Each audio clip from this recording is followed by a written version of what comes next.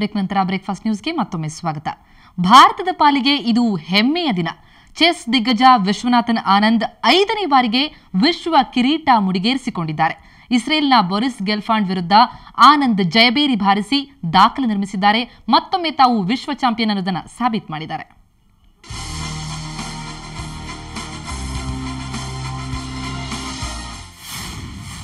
ವಿಶ್ವ ಚಾಂಪಿಯನ್ ವಿಶ್ವನಾಥನ್ ಆನಂದ್ ಸತತ 4ನೇ ಬಾರಿ ವಿಶ್ವ ಚಾಂಪಿಯನ್, ಒಟ್ಟು 5 ಬಾರಿ ವಿಶ್ವ ಚಾಂಪಿಯನ್. ಭಾರತದ ಚೆಸ್ ಆಟಗಾರ ವಿಶ್ವನಾಥನ್ ಆನಂದ್ ವಿಶ್ವ ಚಾಂಪಿಯನ್ ಆಗಿ ಹೊರಹೊಮ್ಮಿದ್ದಾರೆ. ರಷ್ಯಾದ ಮಾಸ್ಕೋದಲ್ಲಿ ನಡೆದ ಟೂರ್ನಿಯಲ್ಲಿ ಇಸ್ರೇಲ್ನ ಬೋರಿಸ್ ಗೆಲ್ಫಾಂಡ್ ವಿರುದ್ಧ ಜಯಗಳಿಸಿ ಪ್ರಶಸ್ತಿ ಮುಡಿಗೇರಿಸಿಕೊಂಡ್ರು. ಕ್ಲಾಸಿಕ್ ಟೈಮ್ ಕಂಟ್ರೋಲ್ನ 12 ಗೇಮ್ ಕೂಡ ಡ್ರಾ ಆಗಿದ್ದ ಕಾರಣ ಫಲಿತಾಂಶಕ್ಕಾಗಿ ಟ್ರೈ ಬ್ರೇಕರ್ನ ಮೊರೆ ಹೋಗಲಾಗಿತ್ತು. ಟ್ರೈ ಬ್ರೇಕರ್ನ ಮೊದಲ ಗೇಮ್ ಕೂಡ ಡ್ರಾ ಆಯಿತು. ಆದ್ರೆ 2ನೇ ಗೇಮ್ನಲ್ಲಿ ಆನಂದ್ ಜಯ ಗಳಿಸಿದ್ರು. 3ನೇ ಹಾಗೂ 4ನೇ ಗೇಮ್ನಲ್ಲಿ ಆನಂದ್ ಡ್ರಾ ಸಾಧಿಸಲು ಯಶಸ್ವಿಯಾದ್ರು. 2.5, 1.5ರ ಅಂತರದಲ್ಲಿ ಜಯ ಸಾಧಿಸಿದ್ರು. Yes, of course, it was incredibly tense. And well, when I woke up this morning, you had this feeling that one way or the other, this was really coming to an end today. But okay, you simply don't know how it's going to go. I mean, the match was so even. What shape the tiebreak would take, and I think right now, probably the only feeling you have is relief. I think I'm even too tense to be happy, but I'm really relieved. 5ನೇ ಬಾರಿಗೆ ಆನಂದ್ ವಿಶ್ವ ಕಿರೀಟವನ್ನ ಮುಡಿಗೇರಿಸಿಕೊಂಡ್ರು. ಅಷ್ಟೇ ಅಲ್ಲ, ಆನಂದ್ಗೆ ಇದು ಸತತ 4ನೇ ವಿಶ್ವ ಕಿರೀಟ. ಈ ಮೊದಲು 2000, 2007, 2008, 2010ರಲ್ಲಿ ಆನಂದ್ ವಿಶ್ವ ಚಾಂಪಿಯನ್ ಆಗಿದ್ರು. ಚಾಂಪಿಯನ್ ಪಟ್ಟ ಅಲಂಕರಿಸುವ ಮೂಲಕ ಸುಮಾರು 12.5 ಕೋಟಿ ಪ್ರಶಸ್ತಿ ಮೊತ್ತ ಆನಂದ್ ಪಾಲಾಯಿತು. ಆನಂದ್ರ ತಂದೆ ತಾಯಿ ಸಂತಸಕ್ಕೆ ಪಾರವೇ ಇರಲಿಲ್ಲ. ವಿಶ್ವವನ್ನೇ ಗೆದ್ದ ತಮ್ಮ ಮಗನ ಬಗ್ಗೆ ಅವರಿಗೆ ಅಪಾರ ಹೆಮ್ಮೆ ಇತ್ತು. ಇನ್ನು ಈ ಪಂದ್ಯಕ್ಕೆ ಮೊದಲು ಆನಂದ್ ಹಾಗೂ ಬೋರಿಸ್ 35 ಗೇಮ್ಗಳಲ್ಲಿ ಮುಖಾಮುಖಿಯಾಗಿದ್ರು. ಆ ಪೈಕಿ ಆನಂದ್ 6 ಗೇಮ್ಗಳನ್ನ ಗೆದ್ದಿದ್ರೆ ಬೋರಿಸ್ 5 ಪಂದ್ಯಗಳನ್ನ ಗೆದ್ದಿದ್ರು. 24 ಗೇಮ್ ಡ್ರಾ ಆಗಿತ್ತು. ಬೋರಿಸ್ ಕೊನೆಯ ಬಾರಿ ಆನಂದ್ ವಿರುದ್ಧ ಗೆಲುವು ಸಾಧಿಸಿದ್ದು 1993ರಲ್ಲಿ. ಒಟ್ಟಿನಲ್ಲಿ ಆನಂದ್ರ ಸಾಧನೆಯನ್ನ ಪ್ರತಿಯೊಬ್ಬ ಭಾರತೀಯನೂ ಕೊಂಡಾಡಲೇಬೇಕು. ಸ್ಪೋರ್ಟ್ಸ್ ಬ್ಯೂರೋ, ಸುವರ್ಣ ನ್ಯೂಸ್ 24/7. ಕನ್ನಡದ ಪ್ರಮುಖ ದಿನಪತ್ರಿಕೆ ಕನ್ನಡಪ್ರಭದಲ್ಲಿ ಇವತ್ತು ಯಾವೆಲ್ಲ ವಿಶೇಷ ಸುದ್ದಿಗಳನ್ನು ತೆಗೆದುಕೊಳ್ಳಲಾಗಿದೆ ಅಂತ ಬನ್ನಿ ನೋಡೋಣ.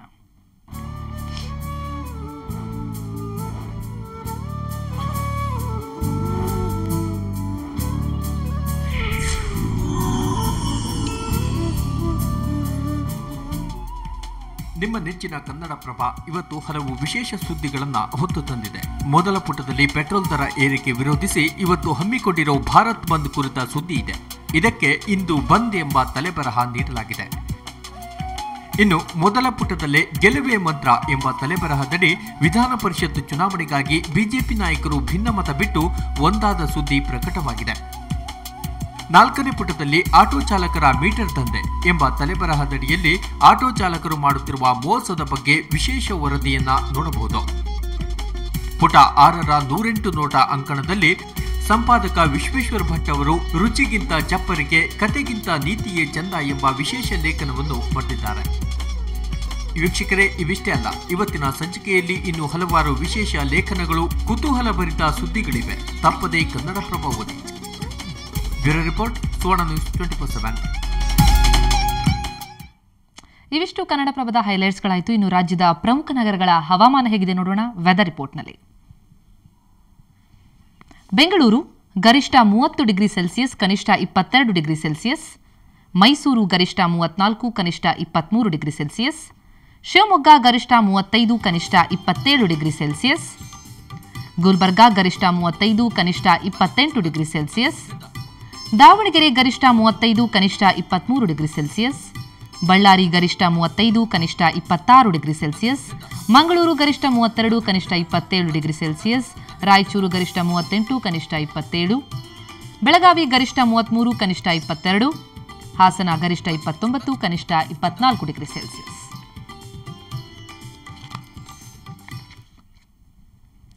ಯಶವಂತಪುರದಲ್ಲಿರುವ ಅಂದರೆ ಬೆಂಗಳೂರಿನ ಯಶವಂತಪುರದಲ್ಲಿರುವ ಓರಿಯನ್ ಮಾಲ್ನಲ್ಲಿ ಫ್ಯಾಷನ್ ಶೋ ಒಂದು ನಡೆಯಿತು. ಖ್ಯಾತ ಫ್ಯಾಷನ್ ಡಿಸೈನರ್ ಪ್ರಸಾದ್ ಬಿದ್ದಪ್ಪ ಸಂಯೋಜಿಸಿದ ಈ ಫ್ಯಾಷನ್ ಶೋನಲ್ಲಿ ನಟಿ ರಮ್ಯಾ ಕ್ಯಾಟ್ ವಾಕ್ ಮಾಡೋ ಮೂಲಕ ಎಲ್ಲರ ಗಮನ ಸೆಳೆದ್ರು. ಬನ್ನಿ ರಮ್ಯಾ ಕ್ಯಾಟ್ ವಾಕ್ ಹೇಗಿತ್ತು ಅಂತ ನೋಡ್ಕೊಂಬರೋಣ.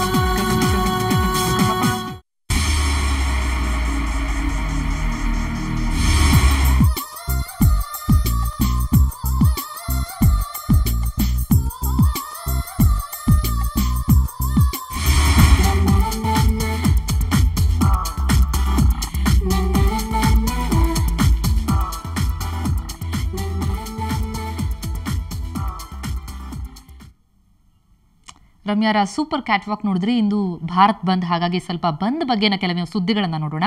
ಪೆಟ್ರೋಲ್ ಬೆಲೆ ಏರಿಕೆಯನ್ನು ಖಂಡಿಸಿ ಇಂದು ಭಾರತ್ ಬಂದ್ಗೆ ಕರೆ ನೀಡಲಾಗಿದೆ. ನಿನ್ನೆ ರಾತ್ರಿ 1:30 ಸುಮಾರಿಗೆ ಕಿಡಿಗೇಡಿಗಳು 2 ಬಿಎಂಟಿಸಿ ಬಸ್ಗೆ ಕಲ್ಲು ತೂರಾಟ ನಡೆಸಿ ಬೆಂಕಿ ಹಚ್ಚಿರುವಂತಹ ಘಟನೆ ಬೆಂಗಳೂರಿನ ಮಡಿವಾಳದ ರೂಪೇನ ಅಗ್ರಹಾರದಲ್ಲಿ ನಡೆದಿದೆ.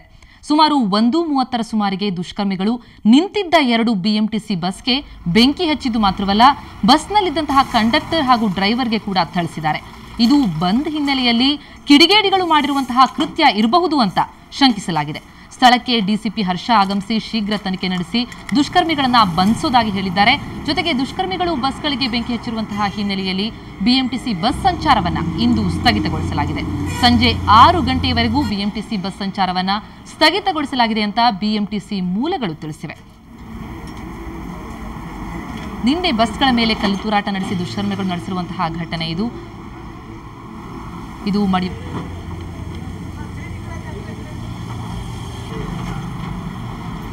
ಒಂದು ಕಡೆ ಮಡಿವಾಳದಲ್ಲಿ ನಡೆದಿದ್ದರೆ ಇನ್ನೊಂದು ಕಡೆ ಕೆಆರ್ ಪುರಂನಲ್ಲಿ ಕೂಡ ದುಷ್ಕರ್ಮಿಗಳು ಬಸ್ಗೆ ಬೆಂಕಿ ಹಚ್ಚಿ ಕಲ್ಲು ತೂರಾಟವನ್ನು ನಡೆಸಿ ದಾಂಧಲೆಯನ್ನು ನಡೆಸಿದ್ದಾರೆ.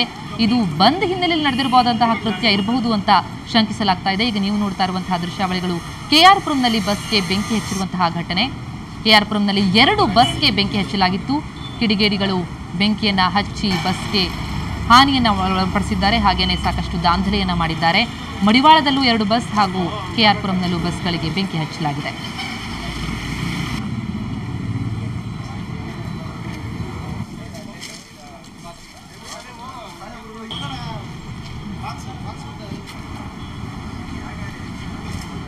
ಈ ಬಗ್ಗೆ ಹೆಚ್ಚಿನ ಮಾಹಿತಿಯನ್ನು ಪಡೆಯೋಣ. ನಮ್ಮ ಪ್ರತಿನಿಧಿ ನಾಸಿರ್ ಕೆಆರ್ ಪುರಂನಿಂದ ನಮ್ಮೊಂದಿಗೆ ದೂರವಾಣಿ ಸಂಪರ್ಕದಲ್ಲಿದ್ದಾರೆ. ನಾಸಿರ್, ಎಷ್ಟು ಬಸ್ಗಳಿಗೆ ಹಾನಿಯಾಗಿದೆ? ನಿಜಕ್ಕೂ ಇದು ಬಂದ್ ಬಿಸಿಯಿಂದಾಗಿ ಈ ರೀತಿ ಆಗಿರೋದು ಅಥವಾ ದುಷ್ಕರ್ಮಿಗಳು ಸಿಕ್ಕಿದ್ದೇ ಚಾನ್ಸ್ ಅಂತ ಈ ರೀತಿ ಕೃತ್ಯವನ್ನ ಎಸಗಿದ್ದಾರೆ ಅಂತ? ಪ್ರತಿಮಾ, ಬಂದಿರೋದು ಪೆಟ್ರೋಲ್ ಬೆಲೆ ವಿರುದ್ಧ ಇವತ್ತು 10 ಗಂಟೆಯಿಂದ ಬಂದ್ ಚಾಲು ಆಗುತ್ತೆ. ಆದ್ರೆ ಇವತ್ತು ಕಿಡಿಗೇಡಿಗಳು ಬೆಳಗಿನ ಜಾವ 3 ಗಂಟೆಗೆ 2 ಬಿಎಂಟಿಸಿ ಬಸ್ಗಳಿಗೆ ಬೆಂಕಿ ಹಚ್ಚಲಾಗಿದೆ. ಇಂದಿರಾನಗರ 6ನೇ ಡಿಪೋನ 138 ನಂಬರ್ನ ಇದು ರೂಟ್ ನಂಬರ್ನ ಗಾಡಿಗೆ ಬೆಂಕಿ ಹಚ್ಚಿದ್ದಾರೆ. ಅದಾದ್ಮೇಲೆ ಕೆಆರ್ ಪುರದ ಡಿಪೋ ನಂಬರ್ 24 315 ರೂಟ್ ನಂಬರ್ ಗಾಡಿಗೆ ಬೆಂಕಿ ಹಚ್ಚಿದ್ದಾರೆ. ಆಗ ಬಸ್ನಲ್ಲಿ ವಾಹನ ಚಾಲಕ ಹಾಗೂ ನಿರ್ವಾಹಕ ಮಲಗಿದ್ರು ಅದರಲ್ಲೇ.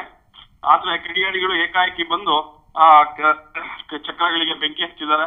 ಅದರ ಶಬ್ದವನ್ನು ಕಂಡು ಗಾಬರಿಗೊಂಡ ಕಾರ್ಮಿಕರು ಪರಾರಿಯಾಗಿದ್ದಾರೆ.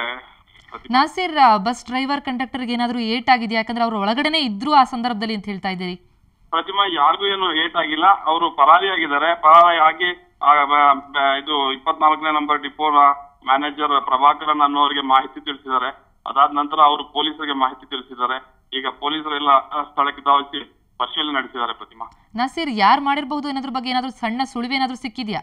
ಯಾರು ಈಗ ರಾತ್ರಿ ಬೆಳಗಿನ ಜಾವ 3 ಗಂಟೆಗೆ ಮಾಡಿರೋದ್ರಿಂದ ಯಾರು ಬಂದಿದ್ರು ಅಥವಾ ಎಷ್ಟು ಜನ ಬಂದಿದ್ರು, ಪ್ರಭಾಕರನ್ ಅವ್ರಿಗೆ ಈ ವಿಚಾರ ಕೇಳಿದ್ರು ಯಾರು ಮಾಡಿದ್ದಾರೆ, ಎಷ್ಟು ಜನ ಬಂದಿದ್ರು ಅನ್ನೋದ್ರ ಬಗ್ಗೆ ಇನ್ನೂ ಮಾಹಿತಿ ಗೊತ್ತಿಲ್ಲ.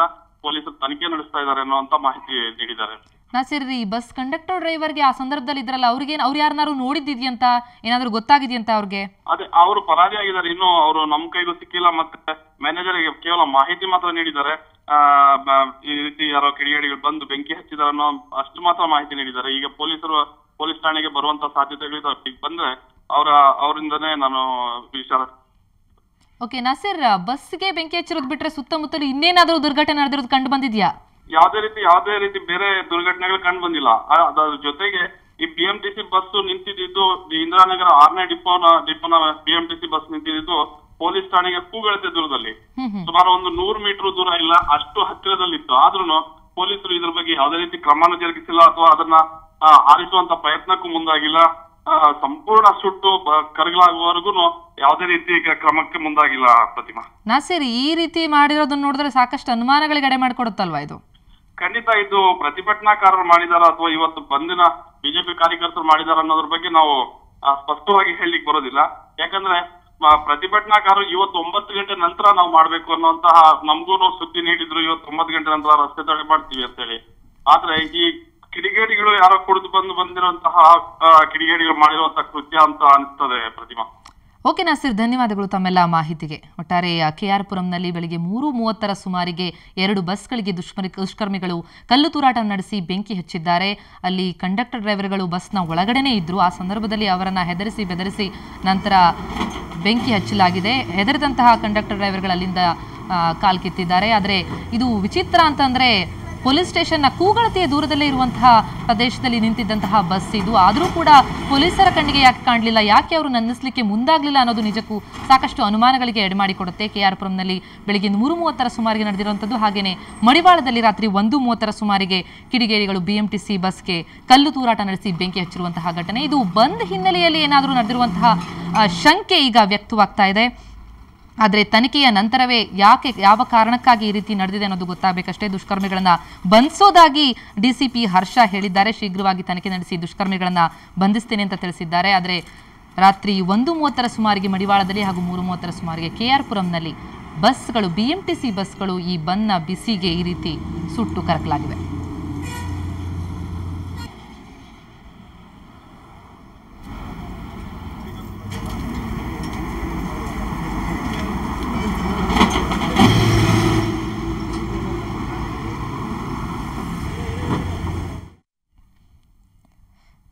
ಬರೀ ಬೆಂಗಳೂರು ಮಾತ್ರವಲ್ಲ, ಪೆಟ್ರೋಲ್ ಬೆಲೆ ಏರಿಕೆ ಖಂಡಿಸಿ ಕರೆ ನೀಡಲಾಗಿರುವ ಬಂದ್ ಬಿಸಿ ಬಿಜಾಪುರಕ್ಕೂ ತಟ್ಟಿದೆ. ಬಂದ್ಗೆ ಅನೇಕ ಸಂಘಟನೆಗಳು ಬೆಂಬಲ ನೀಡಿವೆ.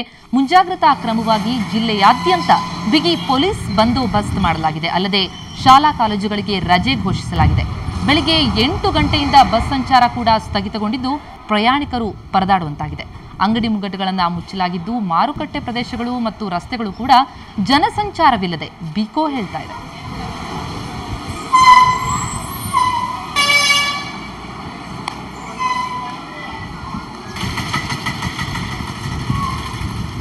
ಬಿಜಾಪುರದಲ್ಲೂ ಕೂಡ ಭಾರತ್ ಬಂದ್ ಬಿಸಿ ತಟ್ಟಿದೆ. ಹಲವೆಡೆ ಬಸ್ ಸಂಚಾರವನ್ನ ಸ್ಥಗಿತಗೊಳಿಸಲಾಗಿದೆ. ಶಾಲಾ ಕಾಲೇಜುಗಳು, ಅಂಗಡಿ ಮುಂಗಟ್ಟುಗಳು ಬಂದಾಗಿವೆ. ಜನಜೀವನ ಸಂಚಾರ ವ್ಯಸ್ತವ್ಯಸ್ತ ಆಗಿದೆ. ಹಲವೆಡೆ ಬಸ್ ಸಂಚಾರ ಅಸ್ತವ್ಯಸ್ತವಾಗಿರುವುದರಿಂದ ರಾಜ್ಯಾದ್ಯಂತ ಬಂದ್ ಬಿಸಿ ತಟ್ಟಿದೆ.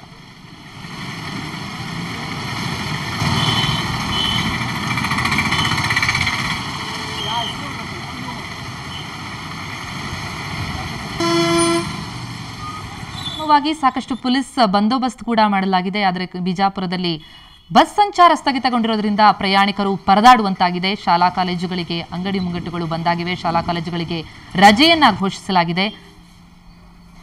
ನೀವೀಗ ನೋಡ್ತಾ ಇರುವಂತಹದ್ದು ಬಿಜಾಪುರದ ದೃಶ್ಯಾವಳಿಗಳು. ಅಲ್ಲಿ ಭಾರತ್ ಬಂದ್ ಬಿಸಿ ಜೋರಾಗಿಯೇ ತಟ್ಟಿದೆ.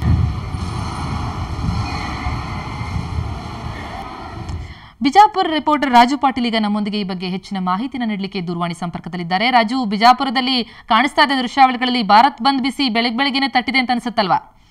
ಹೌದು ಪ್ರತಿಮಾ, ಭಾರತ್ ಬಂದ್ ಬಿಸಿ ಪೆಟ್ರೋಲ್ ಬೆಲೆ ಏರಿಕೆಯನ್ನು ಖಂಡಿಸಿ ಒಂದು ಭಾರತ್ ಬಂದ್ಗೆ NDA ಮೈತ್ರಿಕೂಟಗಳು ಏನು ಕರೆ ನೀಡಿದವು, ಅದಕ್ಕೊಂದು ಉತ್ತಮ ವ್ಯಕ್ತವಾಗಿದೆ. ಇಂದು ಬೆಳಗಿನಿಂದಲೇ ಬಿಜಾಪುರದಲ್ಲಿ ಅಂಗಡಿ ಮುಂಗಟ್ಟುಗಳನ್ನು ಬಂದಾಗಿದ್ದಾವೆ. ರಸ್ತೆಗಳು ಸಹ ಬಿಕೋ ಅಂತ ಕ್ರಮವಾಗಿ ಈಗಾಗಲೇ ಶಾಲಾ ಕಾಲೇಜುಗಳಿಗೆ ಒಂದು ರಜೆಯನ್ನು ಘೋಷಿಸಿದೆ. ಮತ್ತು ಬಸ್ ನಿಲ್ದಾಣದಲ್ಲಿ ಈ ಮುನ್ನೆಚ್ಚರ ಬಸ್ ಸಂಚಾರ ಸಹ ಸ್ಥಗಿತಗೊಂಡಿದೆ ಪ್ರತಿಮಾ. ಹಾಗೆಯೇ ಪೊಲೀಸ್ ಬಂದೋಬಸ್ತ್ ಯಾವ ರೀತಿ ಕೈಗೊಳ್ಳಲಾಗಿದೆ? ಯಾಕಂದ್ರೆ ಬೆಂಗಳೂರಿನಲ್ಲಿ ಸಾಕಷ್ಟು ದುಷ್ಕರ್ಮಿಗಳು ಕೃತ್ಯವನ್ನ ಎಸಗಿದ್ರು, ಬಿಜಾಪುರದಲ್ಲಿ ಹಾಗಾಗಬಾರ್ದು ಅಂತ ಬಂದೋಬಸ್ತ್ ಯಾವ ರೀತಿ ಇದೆ? ಹೌದು ಪ್ರತಿಮಾ, ಬಿಜಾಪುರ ಜಿಲ್ಲೆಯಾದ್ಯಂತ ಸಹ ಒಂದು ಬಿಗಿ ಯಾವುದೇ ರೀತಿಯ ಸಂಬಂಧಿಸಿದಂತೆ ಈಗಾಗಲೇ ಮುನ್ನೆಚ್ಚರಿಕೆ ಕ್ರಮವಾಗಿ ಬಿಗಿ ಪೊಲೀಸ್ ಬಂದೋಬಸ್ತನ್ನು ಸಹ ಮಾಡಲಾಗಿದೆ. ಮತ್ತು ಈ ಒಂದು ಬಂದ್ ಕರೆಗೆ ಹಲವಾರು ಸಂಘಟನೆಗಳು, ಸಂಘ ಸಂಸ್ಥೆಗಳು ಪೆಟ್ರೋಲ್ ಬೆಲೆ ಏರಿಕೆಯನ್ನು ಖಂಡಿಸಿ ಒಂದು ಏನು ಬಂದ್ ಕರೆ ನೀಡಲಾಗಿತ್ತು ಅದಕ್ಕೊಂದು ಬೆಂಬಲವನ್ನು ವ್ಯಕ್ತಪಡಿಸಿದ್ವಿ. ಈಗಾಗಲೇ ಇದೀಗ ಅಂದ್ರೆ 10 ಗಂಟೆಯ ನಂತರ ಬಿಜಾಪುರ ನಗರದ ಸಿದ್ದೇಶ್ವರ ದೇವಸ್ಥಾನದಿಂದ ಹಲವಾರು ಸಂಘಟನೆಗಳು ಮತ್ತು ಬಿಜೆಪಿ ಕಾರ್ಯಕರ್ತರು ಸಹ ಒಂದು ಪ್ರತಿಭಟನಾ ರ್ಯಾಲಿಯನ್ನ ಕೈಗೊಳ್ಳಲಿವೆ ಪ್ರತಿಮಾ. ಹಾಗೇನೆ ಇಲ್ಲಿ ಅಂಗಡಿ ಮುಂಗಟ್ಟುಗಳನ್ನ ಬಂದ್ ಮಾಡಲಾಗಿದೆಯಾ? ಕಚೇರಿಗಳು ನಡೀತಾ ಇದೆಯಾ ಇಲ್ಲವಾ, ಹೇಗೆ? ಪ್ರತಿಮಾ, ಕಚೇರಿಗಳು ಪ್ರಾರಂಭವಾಗಿರೋದು ಮತ್ತು ನಡೀತಾ ಇರೋದು 10 ಗಂಟೆಯ ನಂತರವಷ್ಟೇ ಹೇಳಲಿಕ್ಕೆ ಸಾಧ್ಯ. ಆದ್ರೆ ಈಗಾಗಲೇ ವ್ಯಾಪಾರಿ ಸಮೂಹಗಳು ಮತ್ತು ಹಲವಾರು ಸಂಘಟನೆಗಳು ಬಂದ್ ಕರೆಗೆ ಬೆಂಬಲ ಘೋಷಿಸಿರೋದ್ರಿಂದ ಈಗಾಗಲೇ ಅಂಗಡಿ ಮುಂಗಟ್ಟುಗಳು ಸಂಪೂರ್ಣವಾಗಿ ಸ್ಥಗಿತಗೊಂಡಿವೆ ಪ್ರತಿಮಾ. ಹಾಗಾಗಿ ಗ್ರಾಹಕರು ಮತ್ತು ಬಸ್ ನಿಲ್ದಾಣಕ್ಕೆ ಬಂದಂತ ಪ್ರಯಾಣಿಕರು ಈಗಾಗಲೇ ಒಂದು ಪರಿಸ್ಥಿತಿ ಬಿಜಾಪುರದಲ್ಲಿ ನಿರ್ಮಾಣವಾಗಿದೆ ಪ್ರತಿಮಾ. ಓಕೆ ರಾಜು, ತಮ್ಮೆಲ್ಲ ಮಾಹಿತಿಗೆ ಧನ್ಯವಾದಗಳು. ಒಟ್ಟಿನಲ್ಲಿ ಬಿಜಾಪುರದಲ್ಲಿ ಭಾರತ್ ಬಂದ್ ಬಿಸಿ ತಟ್ಟಿದೆ. ನೀವು ನೋಡ್ತಾ ಇರುವಂತಹ ದೃಶ್ಯಾವಳಿಗಳು ಬಿಜಾಪುರ ಹಾಗೂ ಹುಬ್ಬಳ್ಳಿಯ ದೃಶ್ಯಾವಳಿಗಳು. ಎರಡೂ ಕಡೆ ಭಾರತ್ ಬಂದ್ ಬಿಸಿ ಜೋರಾಗಿ ತಟ್ಟಿದೆ. ಅಂಗಡಿ ಮುಂಗಟ್ಟುಗಳು ಬಂದಾಗಿವೆ, ಬಸ್ ಸಂಚಾರ ಸ್ಥಗಿತಗೊಳಿಸಲಾಗಿದೆ. ಹಾಗಾಗಿ ಪ್ರಯಾಣಿಕರು ಸಾಕಷ್ಟು ಪರದಾಡುವಂತಾಗಿದೆ. ಆದರೆ ಪೊಲೀಸ್ ಬಂದೋಬಸ್ತ್, ಬಿಗಿ ಬಂದೋಬಸ್ತ್ ಕೈಗೊಳ್ಳಲಾಗಿದೆ. ಯಾವುದೇ ರೀತಿಯ ಅಹಿತಕರ ಘಟನೆಗಳು ನಡೆಯದಂತೆ ತಡೆಯಲಿಕ್ಕಾಗಿ ಬಿಗಿ ಪೊಲೀಸ್ ಬಂದೋಬಸ್ತ್ ಕೈಗೊಳ್ಳಲಾಗಿದೆ. 10 ಗಂಟೆಯ ನಂತರ ಎಲ್ಲ ಸಂಘಟನೆಗಳು ಪ್ರತಿಭಟನಾ ರ್ಯಾಲಿಯನ್ನು ಹಮ್ಮಿಕೊಳ್ಳಲಿವೆ.